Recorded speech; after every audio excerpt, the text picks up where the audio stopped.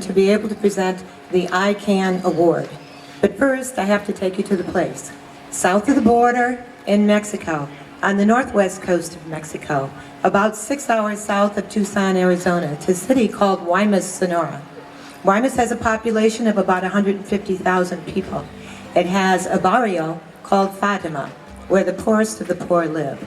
Immediately to the north of Guaymas is a small American retirement community called San Carlos. San Carlos has about 2,500 full-time residents, but its population swells to 2 to 3 times that amount in the winter months. In the mid-1990s, a person from Phoenix, Arizona came to Fatima to teach English to the children who lived there.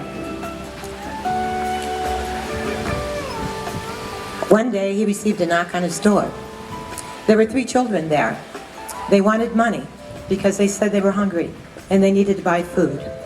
Thinking that maybe they wanted to play some pinball, he didn't give them any money, but he did invite them in. He was astonished when he opened a couple of cans of tuna and they scarfed it down. And that was the beginning.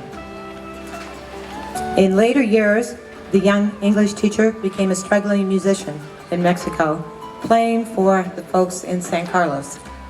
During that time, he used his microphone and his music as a platform to raise money for the kids in Fatima. Slowly, donations of time and money poured in. In those 10 years, there were 3 houses that were built, one for each of those kids who knocked on his door that day. In 2006, the Castaway Kids was formally organized as an Arizona nonprofit corporation. A 501c3 tax exemption followed, and all donations became tax deductible. The following year, the same steps were taken in Mexico.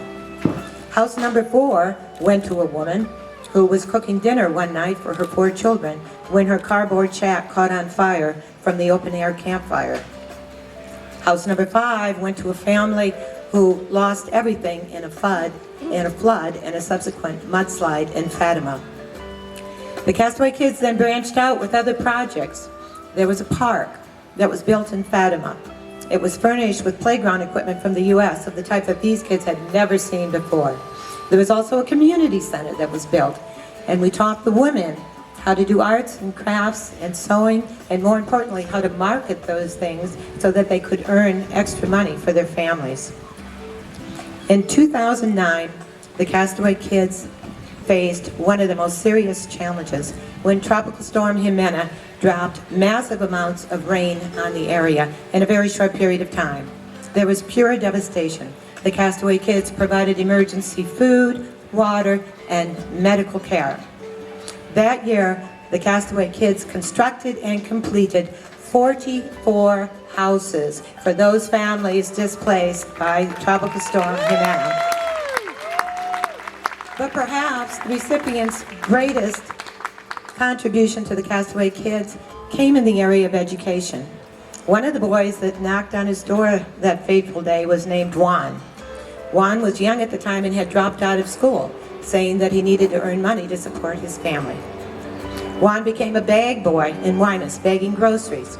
Except for in Mexico, you don't get paid for being a bag boy. You just work for tips. The musician became a teacher one last time and sat Juan down and told him that just because he was poor, it did not mean that he wasn't deserving of a university education. Juan took up the banner and went back to school, and the American did his part by providing tuition, books, and living expenses, not only for Juan, but for Juan's family as well, as long as he was in school. I was there time after time when that call came out from the stage for donations because the tuition payments were due. When there wasn't enough money that was collected, I was one of those people who helped pass that tip jar, knowing full well that all those tips were going to go to Juan and his family. When that didn't work, the merch proceeds were thrown in, and finally, if everything else failed, this man came out of pocket with the rest of the money needed to make the payments, very quietly, time after time. I've only had time today to tell you about a few of the projects that the Castaway Kids has been involved in the last 15 years, but needless to say that they have touched and changed the lives of several thousand people. It is really unprecedented that one organizations and the musicians connected with it should receive this very prestigious award back to back. But in the end, the Castaway Kids is a trop rock charity. It was born on trop rock music. It grew to an international corporation on trop rock music, and it is still maintained to this very day on the proceeds from the trop rock concerts. Behind every organization, there has to be a founder, a leader, a person with a vision. The recipient of this award is now, always has been, and will always be the heart and soul of the Castaway Kids. With his wife, the beautiful Elsa Osuna, in the audience, and with a long-distance shout-out to his 4 children, Marcos, Luis, Jose, and Marisol in Mexico.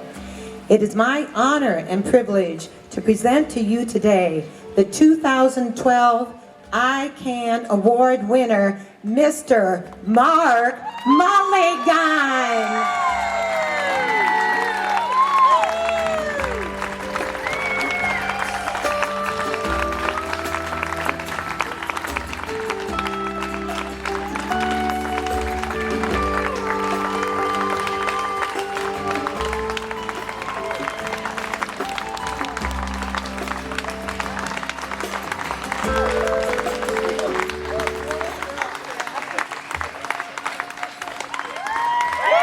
Thank you guys so much.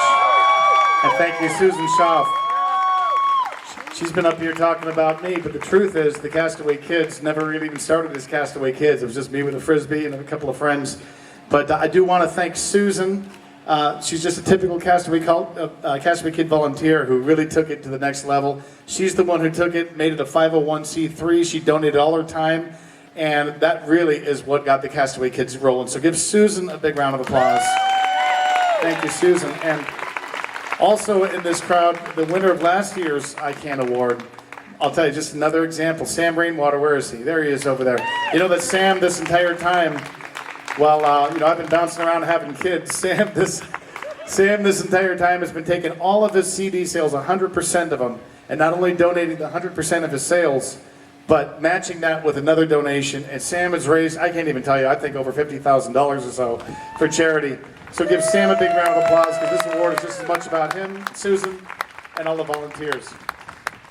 While Sam and Susan and the Castaway Kids keep working on things like school scholarships, my wife and I are about to embark on another project. Our dream, we've coming across a little piece of land in Mexico. We want to start a little Christian community center there with maybe some sports and activities for kids and some English classes and a shelter for some women. That's the next dream. Once we get back to Mexico, we're going to be working on it. So stay tuned through my website and all. And I do want Elsa to say hello to you. It's such a treat to have her here with me in Key West. Her first time ever here.